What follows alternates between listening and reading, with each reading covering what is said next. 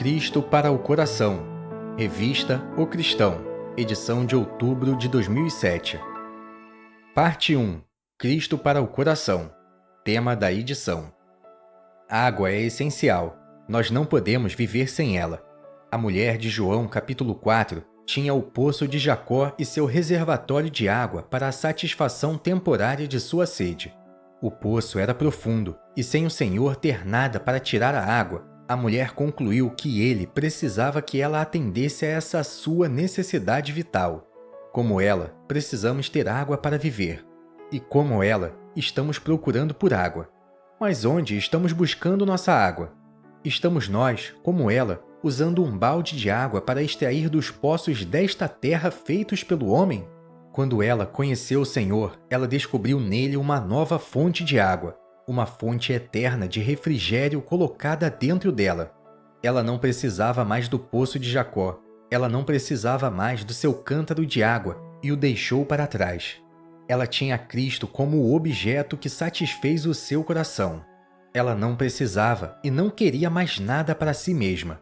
Paulo descobriu que Cristo satisfaria tão plenamente seu coração que, em comparação, todo o resto era lixo e facilmente é deixado de lado. Quando o olho está fixo em Cristo, o coração está tão cheio que é fácil abandonar todo o resto. Como leremos nesta edição de Cristo como o objeto que satisfaz o nosso coração, que possamos ser como a mulher ao poço e o apóstolo Paulo. Se os teus olhos forem bons, todo o teu corpo terá luz. Mateus capítulo 6, versículo 22. Parte 2. Porque para mim, o viver é Cristo. Escrito por George Weissmus Rigram. A mente do Espírito para você e para mim hoje é que devemos ser canais para o fluir da vida eterna que está em Cristo, no meio do mundo. Ele quer ter uma corrente fluindo de nós, falando sobre o Deus que é a sua fonte e de Cristo que a fornece. Por que razão Cristo mostra que tudo o que ele possui é nosso? Apenas para que possamos ser salvos? Não. Ele poderia então ter esperado até a 11ª hora antes de ter nos chamado. Não, ele quer que a vida eterna seja proclamada em um mundo onde Satanás é o Senhor, de modo que ele possa dirigir anjos, principados e poderes para a igreja, para que aprendam por meio de nós a multiforme riqueza da graça de Deus. Permita-me perguntar a você, como filho da casa do Pai, que tem conhecido o seio do Pai, que é membro do corpo da cabeça gloriosa no céu. O caráter da cabeça é visto em você? Você está procurando fazer o deserto ressoar, não apenas com o nome do Senhor Jesus, mas com vidas conformadas ao seu caráter e a vida do Senhor Jesus Cristo no céu? Deus tem os seus desejos para os seus santos. E será que o meu coração não responderá aos seus desejos? Veja até que ponto Paulo levou isso. Para alguns parece uma coisa estranha pressionar a vida de Cristo nas pessoas. Mas de que valor é um belo relógio sem os pulsos? E o que é um santo se não mostrar a Cristo, ou uma videira se não produz uvas? Morrer é ganho. O apóstolo disse: porque para mim o viver é Cristo e o morrer é ganho. Filipenses capítulo 1, versículo 21. O que Paulo estava fazendo quando escreveu essas palavras? Ele sentiu que ele era para Cristo e somente para ele, seja em vida ou na morte. Ele poderia dizer: eu tenho apenas um objeto, Cristo, e eu tenho apenas um desejo, que Cristo seja engrandecido em meu corpo. Se, portanto, eles decapitaram Paulo, ele teria perdido alguma coisa? Não. Cristo ainda assim foi engrandecido em seu corpo. Que tipo de testemunho foi aquele na corte de César? Um romano sabia enfrentar a morte como demonstração de coragem. No entanto, para avançar com o pensamento de que a morte era ganho, porque havia um Jesus que havia sido crucificado entre dois ladrões, que era o gozo do coração de um homem, algo que um romano natural não poderia ter entendido. Vou fazer uma pergunta. Desde que você conheceu a Cristo, o coração de Cristo, o próprio Cristo, seu tesouro, sua vida, Cristo, tudo o que Deus pôde lhe dar, seu pensamento tem sido: para mim, viver é Cristo e morrer é ganho? É nosso privilégio passar por essa cena. como isso muda a morte. Se morrer é ganho, Cristo sendo engrandecido nela. É isso que uma vida de comunhão com Deus dá a um homem.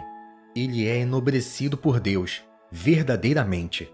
Se a vida de Cristo está fluindo por meio de mim, sou como os ponteiros de um relógio pelo qual a vida das obras interiores se mostra. Isso é escravidão? É legalismo para Cristo dizer: seus corpos são templos do Espírito Santo, e eu espero que vocês mostrem isso. Se isso é escravidão, quisera Deus que houvesse 10.000 vezes mais. Parte 3. Para conhecê-lo. Escrito por P. Jackson. Estas palavras saíram da pena e do coração do apóstolo Paulo. Filipenses capítulo 3, versículo 10. Ao meditar sobre elas com fé na presença de Cristo, meu próprio coração também suspira. Oh, para que eu possa conhecê-lo! Pode parecer estranho que tais palavras sejam escritas por Paulo que, primeiro, ao viajar para Damasco para perseguir e aprisionar os santos, foi preso pelo Senhor, que falou do céu e o atraiu para si mesmo em arrependimento sincero. Atos capítulo 9. Segundo, foi arrebatado ao paraíso e ouviu palavras inefáveis. 2 Coríntios capítulo 12, versículo 4. Terceiro, foi muitas vezes preso por Cristo. Filipenses capítulo 1, versículo 13. Quarto, pôde dizer: porque para mim o viver é Cristo e o morrer é ganho. Filipenses capítulo 1, versículo 21. Quinto, considerava que as coisas que naturalmente significam ganho para ele como perda por Cristo. Filipenses capítulo 3, versículos 7 e 8. E sexto, declarou: eu sei em quem tenho crido, e estou certo de que é poderoso para guardar o meu depósito até aquele dia. 2 Timóteo capítulo 1, versículo 12. Certamente ninguém conhecia o Senhor Jesus Cristo como Paulo. Foi porque ele o conheceu e o amou com profunda devoção que desejou conhecê-lo completamente, mesmo em conformidade com a sua morte. Podemos muito bem perguntar: quem é essa pessoa que o apóstolo desejava conhecer? Na eternidade passada, ele estava com o Pai. Era cada dia as suas delícias, folgando perante ele. Provérbios capítulo 8, versículo 30. Enquanto nele foram criadas todas as coisas. Colossenses capítulo 1, versículo 16. Na plenitude dos tempos, ele tinha vindo do Pai ao mundo. João capítulo 16, versículo 28. E enquanto estava nele, deleitou tanto o coração do Pai que ele declarou desde o céu a respeito dele: este é o meu Filho amado, em quem me comprazo. Escutai-o. Mateus capítulo 17, versículo 5. Em João capítulo 10, versículo 17, lemos as palavras do Senhor: por isso o Pai me ama, porque dou a minha vida para tornar a tomá-la. Por sua própria vontade, ele foi para a cruz em nosso lugar, levando ele mesmo em seu corpo os nossos pecados sobre o madeiro. 1 Pedro capítulo 2, versículo 24. Antes de ele inclinar a cabeça e entregar o Espírito, ele disse: está consumado. João capítulo 19, versículo 30. Agora nosso precioso Salvador está vivo para todo o sempre e entrou no próprio céu, tendo obtido eterna redenção. Hebreus capítulo 9, versículo 12. Ele agora aparece na presença de Deus por nós. Hebreus capítulo 9, versículo 24. Em breve, ele virá e nos levará para o céu para estarmos com ele e sendo como ele para sempre. 1 Tessalonicenses capítulo 4, versículos 13 a 18. Que maravilhoso Salvador ele é, e quão profundamente nós devemos amá-lo e desejar conhecê-lo mais. Se estivermos dispostos, ele nos atrairá para si mesmo, em uma esfera onde tudo é de Deus. Ali aprendemos na preciosidade do seu amor. Ali ansiamos por morar para sempre com o Senhor. Se já estivermos lá em espírito, haverá resposta correspondente enquanto permanecermos aqui. Haverá fluxo de adoração ao Pai, aceitável por Cristo Jesus, nosso Senhor. Haverá amor um em relação ao outro, como aqueles que são membros de sua Assembleia. Também haverá ministério de Cristo entre nós, seguido pela proclamação das boas novas no poder do Espírito Santo, que a verdadeira linguagem do coração de cada um de nós possa ser para conhecê-lo. Parte 4. O Segredo da Força, escrito por Andrew Miller. O segredo de nossa força é o conhecimento de Cristo e de ter o coração ocupado com Ele. Aprendemos a dizer, em tais circunstâncias, que Cristo é isso para mim, Cristo é aquilo para mim, Cristo é tudo para mim. Assim, isto é tudo e somente Cristo. E não há melhor escola para nos ensinar a vigilância e dependência nele. A experiência é boa. Aprendemos nossa própria fraqueza e tolice no meio daqueles que se regozijam no menor compromisso. E nos tornamos cada vez mais dependentes de Cristo e aprendemos mais e mais das profundezas de Sua graça, o valor de Sua palavra e a glória de Sua pessoa. O apóstolo João diz desta maneira: Eu vos escrevi, jovens, porque sois fortes, e a palavra de Deus está em vós, e já vencestes o maligno. 1 João capítulo 2, versículo 14. Parte 5. Devoção do coração. João capítulo 14, versículo 13. Retirado de Christian Truth, volume 8. Quantas bênçãos são perdidas pelas almas por estarem ocupadas com algumas ações ou bênçãos vindas de Cristo, em vez de fazer dele mesmo o alvo e objeto de seu coração. Em João capítulo 14, de maneira notável e bela, ele pressupõe que nada pode animar o coração durante sua ausência a não ser ele mesmo, que o vazio deixado por sua ausência nunca pode ser preenchido de outra maneira. Ele, portanto, promete vir por nós. Nenhuma palavra mais doce poderia ser dita quando ele estava por partir do que essas. Eu voltarei. Era uma promessa cheia de todo gozo para os corações solitários daqueles que ele estava deixando para trás. E ainda tem mais. Ele acrescenta: Não vos deixarei órfãos, voltarei para vós. Versículo 18.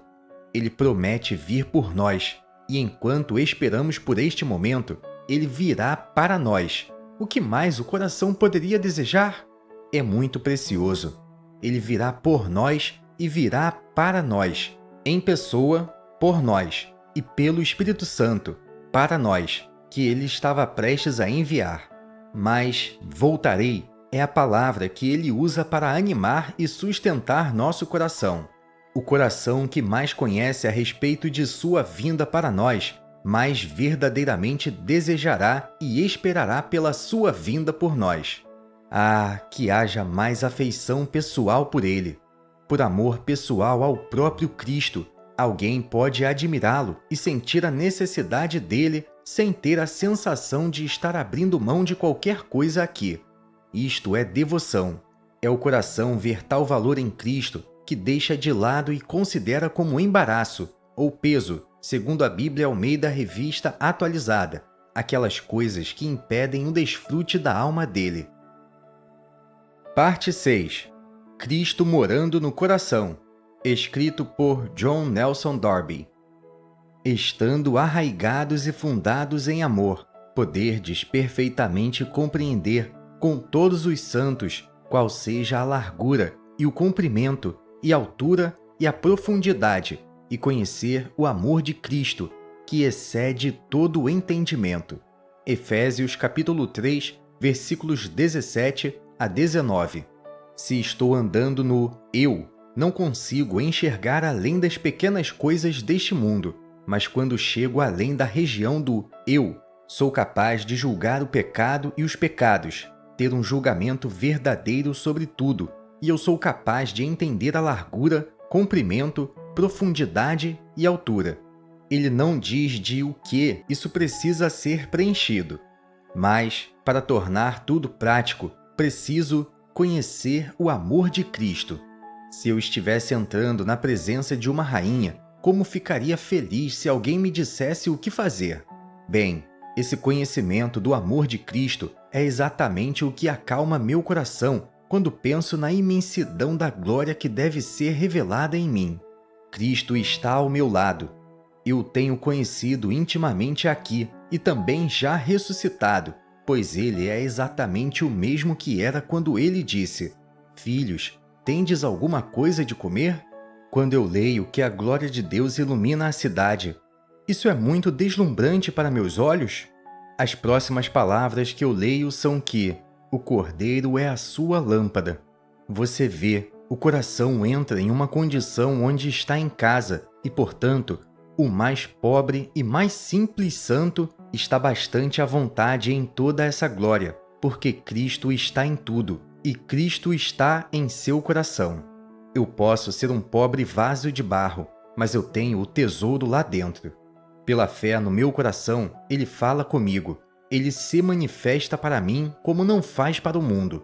É uma coisa maravilhosa para mim dizer que eu conheço o amor de Cristo, ao mesmo tempo em que também posso dizer que esse amor excede todo entendimento. E agora o apóstolo, tendo mostrado aos santos a posição exaltada, se eleva a ela e diz que é para que sejais cheios de toda a plenitude de Deus. Lugar maravilhoso! Que maravilhoso propósito do amor de ter me trazido aqui! Agora, como devo ver a tribulação? Oh, eu posso me gloriar nela. Eu posso me regozijar em Deus, não apenas me regozijar entre as circunstâncias, mas regozijar no próprio Deus. Ora, aquele que é poderoso para fazer tudo muito mais abundantemente além daquilo que pedimos ou pensamos. Efésios capítulo 3, versículo 20. Isso é muitas vezes erroneamente dito como se dissesse capaz de fazer por nós. É bem verdade, é claro, em seu lugar, porque ele é capaz e faz por nós, mas não é o pensamento aqui. É capaz de fazer em nós, segundo o poder que em nós opera. Versículo 20. A igreja tem sido vista como tudo o que temos falado, a fim de que Cristo seja glorificado em nós, quando vier para ser glorificado nos seus santos e para se fazer admirável, naquele dia, em todos os que creem. 2 Tessalonicenses capítulo 1, versículo 10. Embora o apóstolo não esteja aqui, isto é, em Efésios, olhando para o que acontecerá no futuro, mas o que já acontece agora por fé. Moisés refletiu em seu rosto a glória de Deus quando desceu do monte. Assim, a igreja deveria refletir a glória de Deus agora.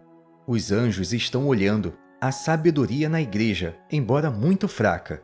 Os anjos devem ver nos santos a glória de Deus, mas quão pouco, amados amigos, quão terrivelmente pouco pode ser visto.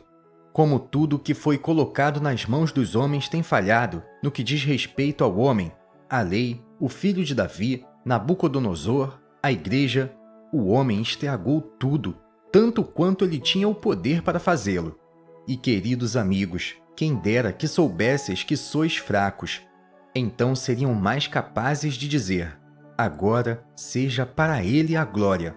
Quando Paulo disse: e eu estive convosco em fraqueza, aprendemos que Deus tinha muito povo nesta cidade. Precisa haver fraqueza no vaso. O objeto conhecido é Cristo, o lugar, nosso coração. Deus quer que Cristo seja conhecido por nós e Deus glorificado em nós. Não apenas Cristo habitando em nós pelo Espírito Santo, mas em nosso coração. Meu coração, meus pensamentos, meus sentimentos sendo os mesmos de Cristo. O Senhor nos faz saber como Deus nos tratou, para que possamos conhecer a obrigação do coração de amar. E essa obrigação não é legalista. Parte 7. O coração e o céu. Escrito por George Weissmus Rigram. Eu não tenho o pensamento do que faremos na glória. Meu pensamento é que Cristo estará lá. O fluxo total de suas afeições fluirá e espalhará bênçãos por toda parte. Sua plenitude foi derramada para preencher todo o coração, e todo o coração perfeitamente cheio e satisfeito com isto. Parte 8. Carta de Cristo, 2 Coríntios capítulo 3, escrito por Hamilton Smith. Em 2 Coríntios capítulo 3, Paulo traz Cristo diante de nossa alma de 3 maneiras. Primeiro, como escrito no coração dos crentes. Em segundo lugar, como manifestado a todos os homens. E em terceiro, como uma pessoa viva na glória, o objeto diante de nós. É a intenção de Deus que, durante a ausência de Cristo deste mundo, haja reuniões de crentes na terra que tenham Cristo escrito em seu coração, Cristo manifestado na vida deles e Cristo diante deles como um objeto na glória. Ao lermos as últimas tocantes instruções do Senhor aos seus discípulos e reverentemente ouvirmos sua oração ao Pai, estamos conscientes de que, por trás, tanto dos discursos quanto da oração, há sempre diante de nós a grande verdade de que os crentes são deixados neste mundo para representar Cristo, o homem que foi para a glória. É a intenção de Deus que, embora Cristo pessoalmente não esteja mais aqui, ainda assim, Cristo, moralmente, ainda deve ser visto em seu povo. Todas as epístolas nos chamam a atenção ao nosso privilégio e responsabilidade como crentes, para representar o caráter de Cristo a um mundo que o rejeitou e expulsou.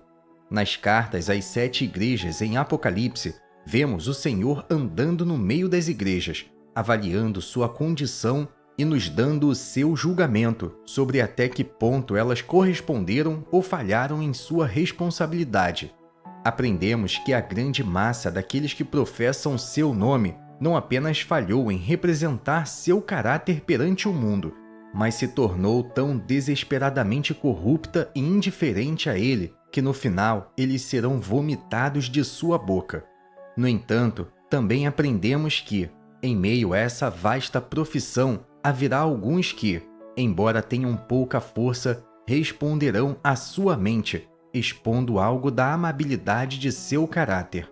Vendo então que ainda é possível, mesmo num dia de ruína, expressar algo do caráter de Cristo, certamente todo aquele que ama o Senhor dirá: eu gostaria de ser contado entre aqueles que, em uma pequena medida, manifestam algo dos belos traços de Cristo para o mundo ao redor. É verdade que é possível para o mundo formar alguma estimativa de Cristo a partir da palavra de Deus, mas a parte da palavra, que eles podem questionar ou não entender, mesmo que lida.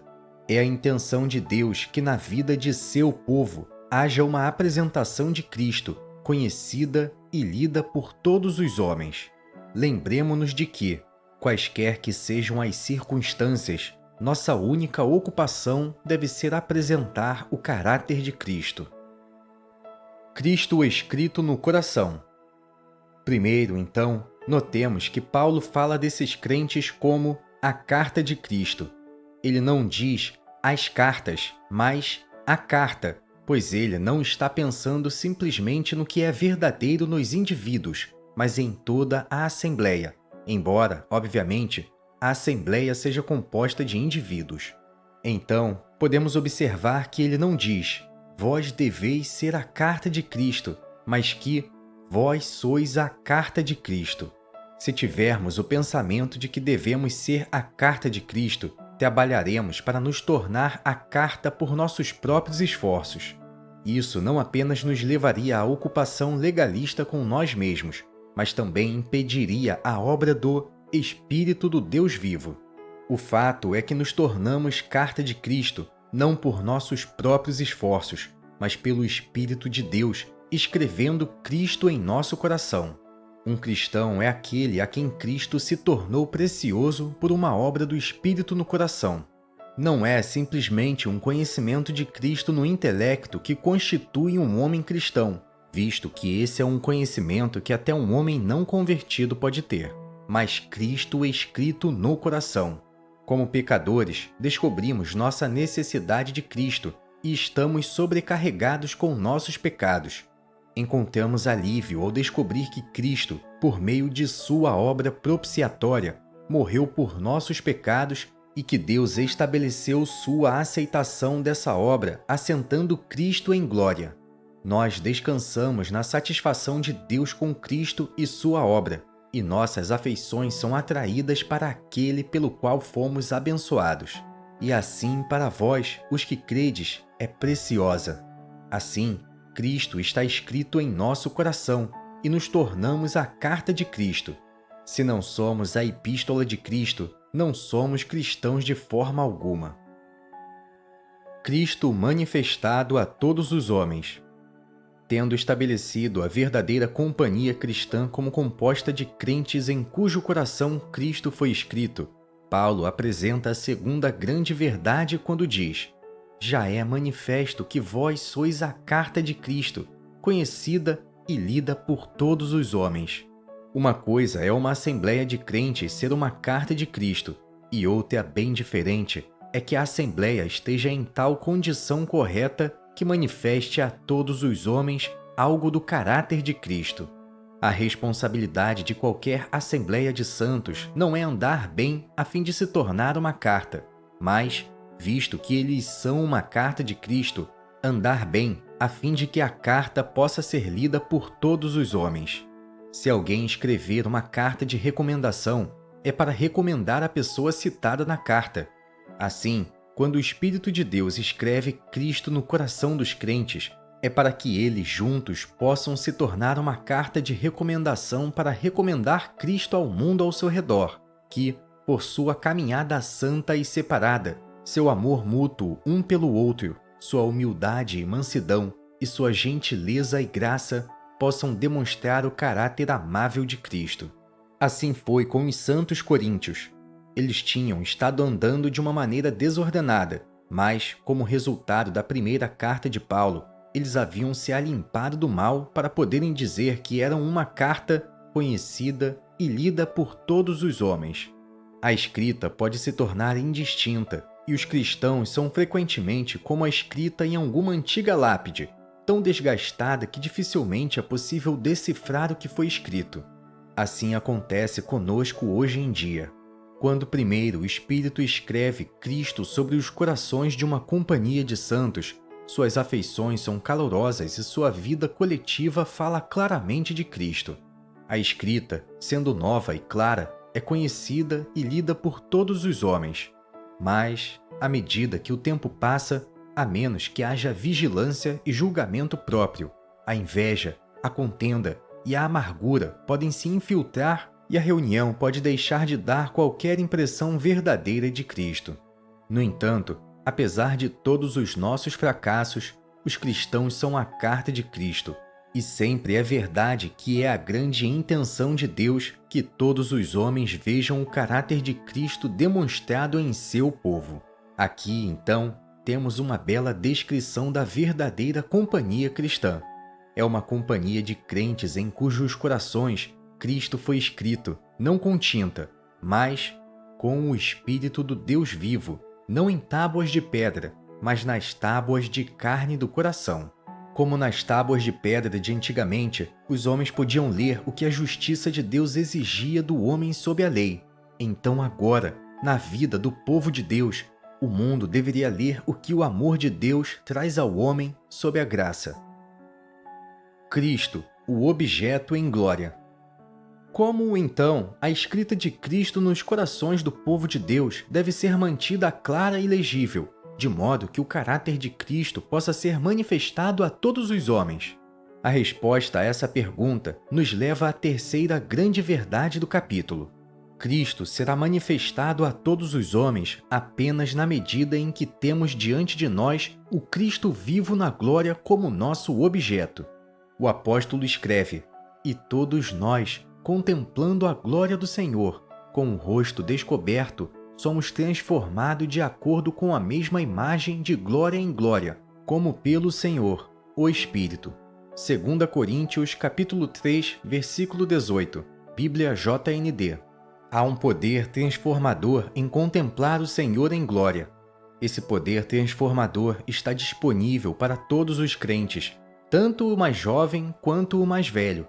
Todos nós, não apenas nós apóstolos, contemplando a glória do Senhor, somos transformados na mesma imagem. Essa mudança não é efetuada por nossos próprios esforços, nem por nos cansarmos de tentar ser como o Senhor. nem é alcançada pela busca de imitar algum santo dedicado. Pelo contrário, é contemplando a glória do Senhor. Não há véu em sua face, e quando o contemplamos, não apenas todo véu de trevas passará do nosso coração, mas moralmente nos tornaremos cada vez mais semelhantes a Ele, mudando de glória em glória. Contemplando o Senhor em glória, somos elevados acima da fraqueza e do fracasso que encontramos em nós mesmos e no mal ao redor, para descobrir e nos deleitar em sua perfeição.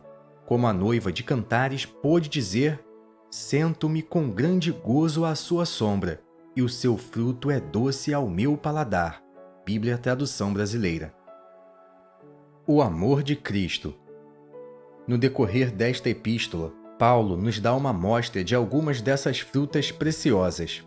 Abrindo em 2 Coríntios, capítulo 5, versículo 14, lemos que o amor de Cristo nos constrange.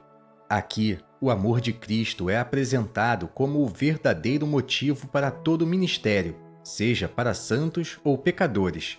Com tal amor diante de sua alma, o apóstolo pôde dizer: "Os que vivem não vivam mais para si, mas para aquele que por eles morreu e ressuscitou."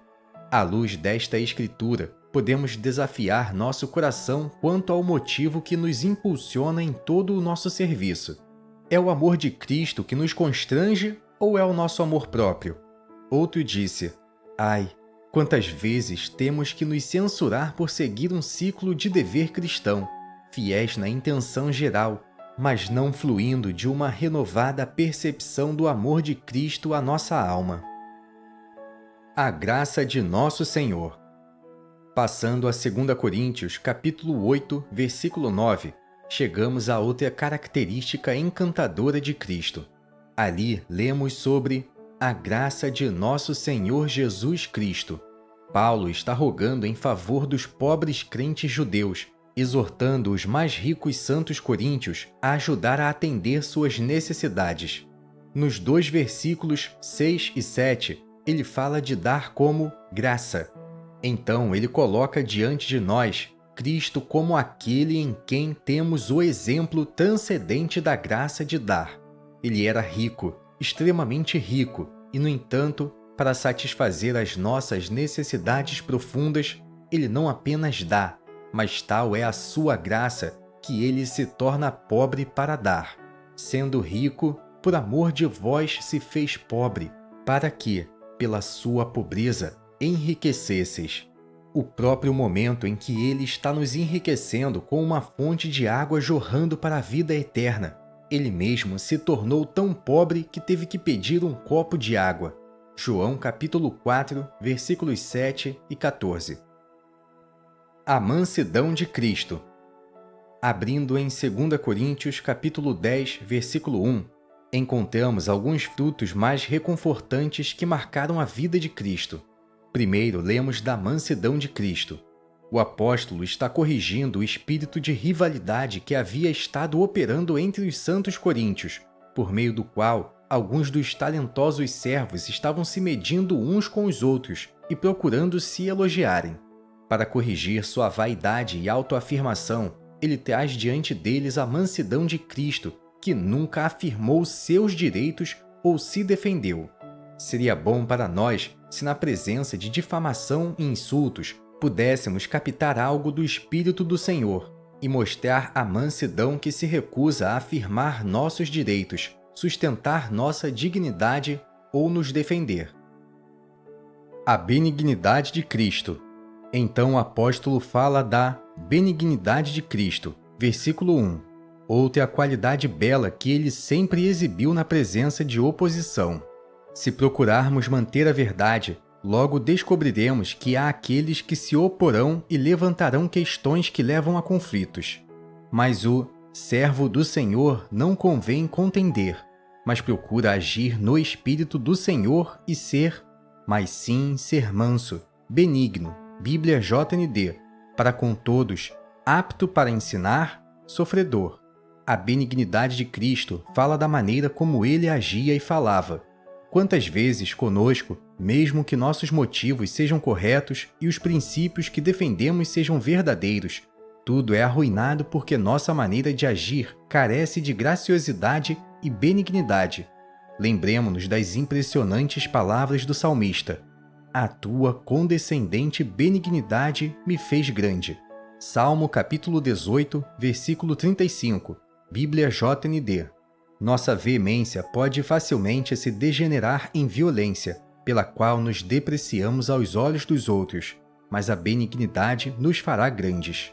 A violência atrai a violência, mas a benignidade é irresistível. O fruto do Espírito é benignidade. O poder de Cristo. Finalmente, em 2 Coríntios capítulo 12, versículo 9, lemos de o poder de Cristo. Paulo está falando de enfermidades corporais, insultos, necessidades, perseguições e aflições. Ele aprendeu por experiência que todas essas coisas só se tornam uma ocasião para a manifestação do poder de Cristo, para preservar o crente através das provações e elevá-lo acima delas. Assim, aprendemos que qualquer que seja a provação, sua graça basta, e seu poder se aperfeiçoa na fraqueza.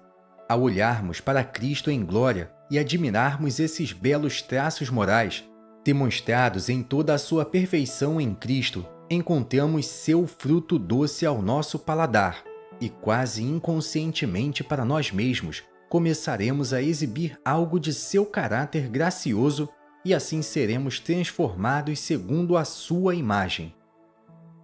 Parte 9. Um coração satisfeito. Escrito por Edward Dennett. Se você estudar a palavra na presença do Senhor, você será guiado por ela para uma intimidade cada vez mais próxima de comunhão com Ele, e ao traçar suas infinitas perfeições e glórias que são reveladas a nós e apreendidas pelo Espírito de Deus, suas afeições serão levadas adiante em um sempre crescente fervor, e seu coração, agora satisfeito, transbordará em adoração a seus pés. Parte 10. Conformidade com Cristo. Adaptado de Words of Truth, 1871. É a fé e a esperança que nos impulsionam, mesmo nesta vida. Você semeia porque espera por uma colheita. Um homem é ambicioso porque ele espera conseguir poder. É sempre a coisa esperada que caracteriza o homem, se ele for um homem consistente e enérgico. Se espero ser como Cristo, terei o caráter de ser tão parecido com Cristo quanto possível. O resto é um peso, e no momento em que isso toma o caráter de ser um peso, é a coisa mais simples se livrar dele. A carne tem que ser superada porque gosta dessas coisas. Onde Cristo realmente toma posse da alma, a dificuldade desaparece. Meu coração talvez se importe com algo, enquanto minha consciência diz: você deve fazer isto ou aquilo, mas meu coração não concorda.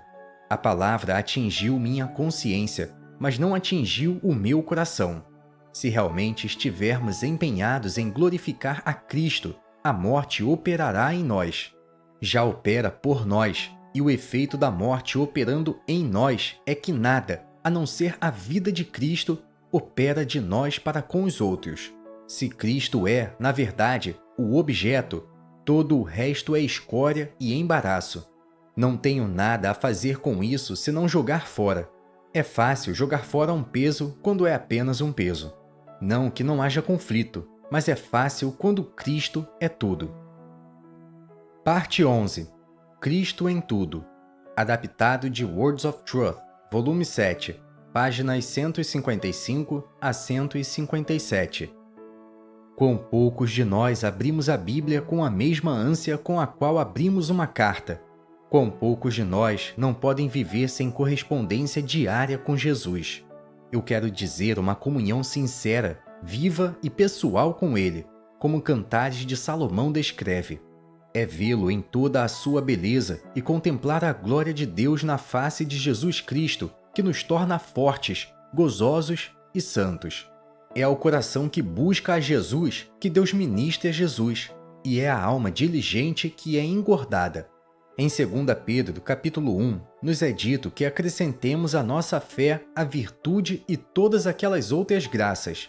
Mas por quê? Não apenas para as termos para o louvor de Deus e para a nossa bênção, mas para não sermos ociosos nem infrutíferos no conhecimento de Jesus. Isso é tudo, como Paulo diz, para conhecê-lo, e novamente, pela excelência do conhecimento de Cristo Jesus, meu Senhor. Outro tipo de conhecimento, mesmo sobre a palavra, tende a inchar, mas isso mantém a alma como um bebê no seio de sua mãe e opera em nós a própria graça, benignidade e amor do próprio Jesus. A testemunha Maria, que se assentou a seus pés. Note também que a graça de Cristo é uma coisa ativa, não meramente a contemplação ociosa de uma bela imagem. É o poder de viver para o conforto e o bem dos outros. Isso é importante, pois podemos nos deleitar com a palavra, honestamente, na verdade, e ainda assim, não conectando isso com Jesus, é como o maná que cheira mal. Podemos nos deleitar com a palavra simplesmente porque nos dá conforto. Isso é uma coisa boa até onde vai, pois a palavra se destina a nos dar conforto. Contudo, é possível, mesmo recebendo o conforto da palavra, ter o coração em si mesmo e não em Cristo. Sob tais circunstâncias, pode ser uma canção muito bela, mas deixa apenas uma lembrança de ter sido ouvida. Quando é o próprio Jesus que estamos buscando, ele nos leva para a casa do banquete, e não podemos deixar de nos unir a ela. Deus não quer que sejamos inválidos em sua casa durante toda a nossa vida, alimentando-nos de nossas tristezas e alegrias, mas como crianças amorosas, que vêm ao café da manhã pela manhã com toda a alegria de seu sorriso e o regozijo da família. Então, cada um sai para trabalhar duro e de boa vontade por ele durante todo o dia, voltando para jantar e para contar como passou seu tempo em recomendar a Cristo por sua caminhada e caminhos. A única coisa necessária é estar perto de Jesus e ouvir suas palavras. Tudo o mais se seguirá. Parte 12. Eu ainda te amo. Escrito por Franklin Clifford Blunt. Há uma tendência crescente para a frouxidão e relaxamento entre os crentes, e isso geralmente assume a forma de mundanismo nas diversões, no vestuário, no mobiliário de nossa casa, nas nossas afiliações e nossas companhias. Outrora nos gloriamos na cruz, como estando crucificados com Cristo, vendo de um lado um mundo morto e do outro lado um eu morto. Agora vemos a cruz simplesmente como a transação na qual nossos pecados foram postos de lado, e ali paramos, não inclinados a aceitar a cruz como o fim de nós mesmos para o mundo e o fim do mundo para nós. Mas longe esteja de mim gloriar-me. Gálatas capítulo 6, versículo 14. Deixou de ser a nossa oração. Não queremos ver o mundo como um objeto de desprezo e vergonha para nós, nem queremos ser vistos assim pelo mundo. No entanto, é aqui que a cruz nos deixa. O começo do declínio. Temos perdido Cristo, talvez não como o objeto de nossa fé, mas como o objeto de nossas afeições. Todo o declínio começa aqui. Para muitos de nós, parece ser suficiente conhecê-lo como nosso Salvador. Estamos dispostos a usar sua aflição e sofrimentos para nos separar de nossos pecados, mas não queremos que eles nos separem de nós mesmos e daquilo que nos cerca. Com o indivíduo, assim como com a igreja, estamos sob a acusação de que abandonaste o teu primeiro amor, e somos solenemente exortados. Lembra-te, pois, de onde caíste. Apocalipse capítulo 2, versículos 4 e 5. Deve haver muito em nós que ele possa elogiar, mas se ele perdeu o seu lugar em nosso coração, se as afeições são afastadas, nós estamos caídos. Isto nos sonda e temos uma solene acusação. E o que é a sua palavra para nós? Arrependa-se.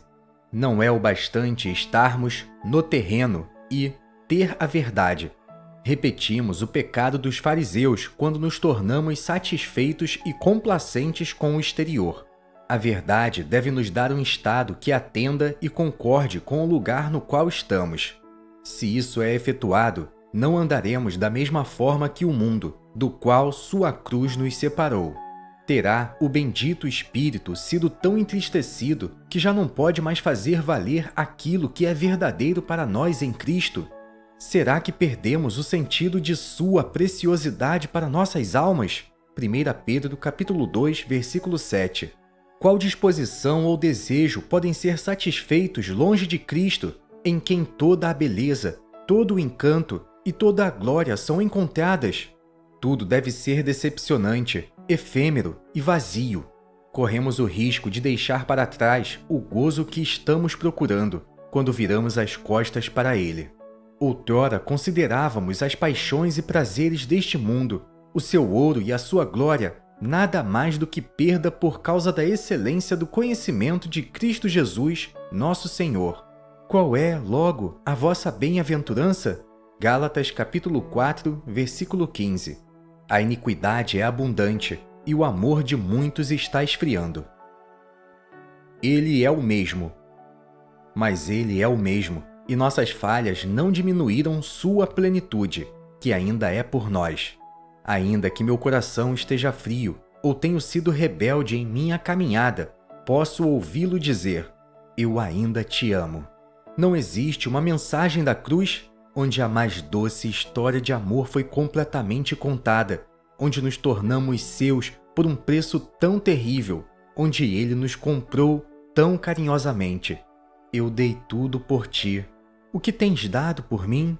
Quanto você está perdendo ou deixando fora de sua vida?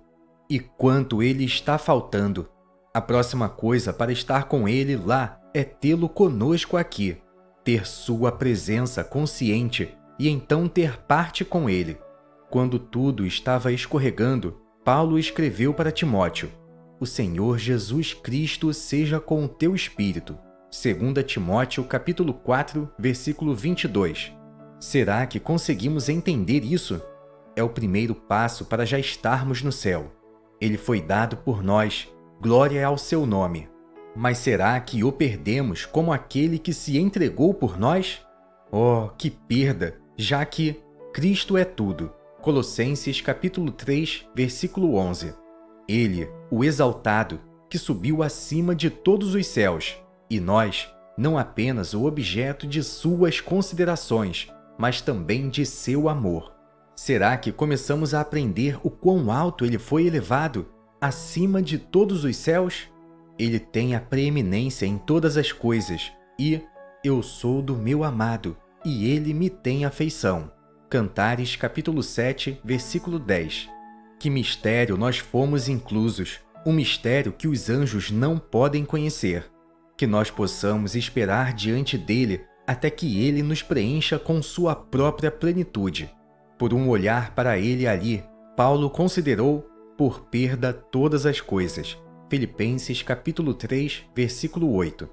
Não é de se admirar que ele tenha entrado em êxtase e esteve fora de si. Estevão, ocupado com o Senhor e sua glória, tinha o rosto de um anjo.